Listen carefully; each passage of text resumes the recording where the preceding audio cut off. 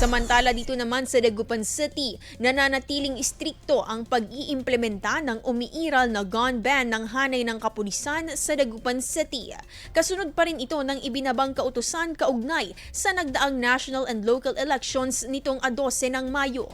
Ayon sa Dagupan City Police Station, naging mapayapa umano ang pagdaos ng eleksyon kung saan umanong naitala ang mga election-related incidents.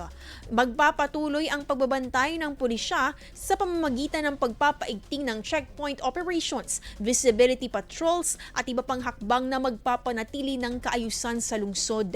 Samantala, hinimok ang publiko na sakaling makakita o makaranas ng anumang kahi-hinalang gawain ay agad itong ipagbigay-alam sa otoridad upang matugunan. Ang umiiral na gun ban ay magpapatuloy hanggang sa 11 ng Hunyo. IFM News. IFM News. IFM.